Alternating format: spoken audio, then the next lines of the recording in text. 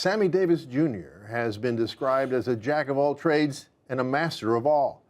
Davis broke racial boundaries in the entertainment industry and ruled the cultural landscape as the epitome of elegant glamour and cool.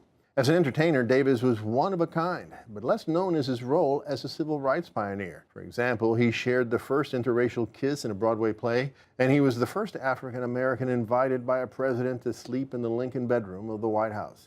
Surprisingly, this amazing entertainer has never been the subject of a major documentary. That is, until now, with the premiere of Sammy Davis Jr., I've Got to Be Me on the PBS series American Masters. Here's a preview.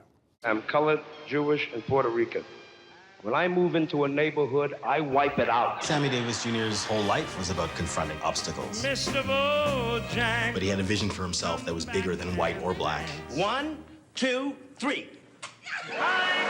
Look for the legendary Sammy Davis Jr. on American Masters.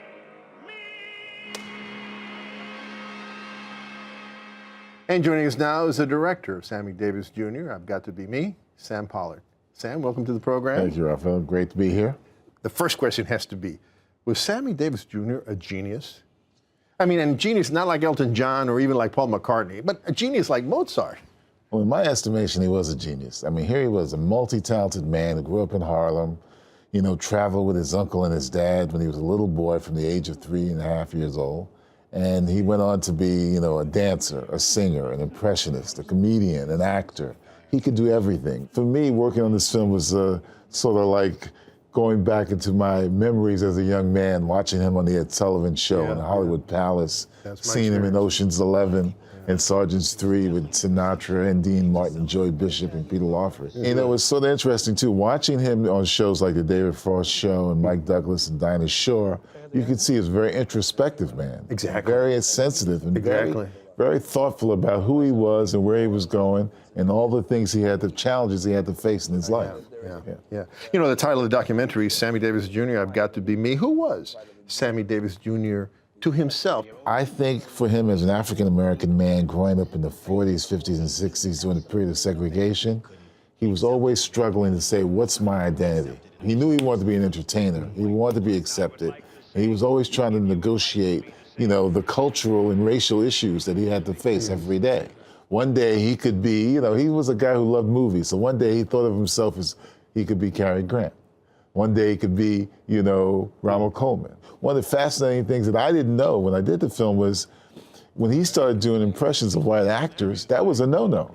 His uncle and his father, they were appalled because no black, performer was doing white actors. The fact that he was very involved in the civil rights movement is something that most people don't know. I didn't know that. Talk about that. Well, he was sort of, at the beginning, a reluctant activist. I mean, he had to be pulled into it by Belafonte and R.C. Davis and Ruby Dee, but he was constantly financially supporting the movement. And when he was asked to go down to Selma when he was in Golden Boy, he was very reluctant to go down.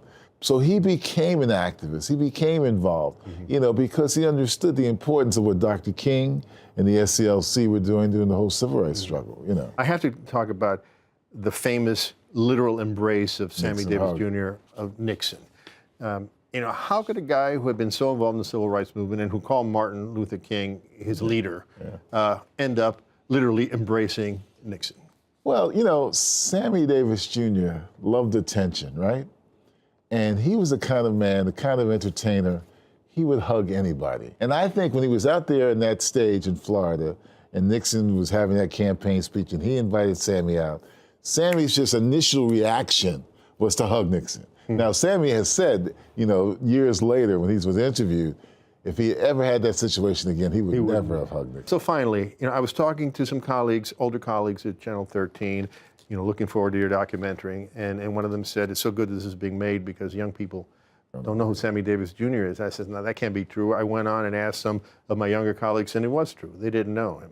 Is that one of the reasons why you made this film? One of the reasons is to, bring him back to life. He was this phenomenal entertainer. People should know who he was. Okay. Well, they see the film, they're going to know, and they're going to love it while they're getting educated. Exactly. Thank you, Sam. Thank you so much for joining us today. Be good.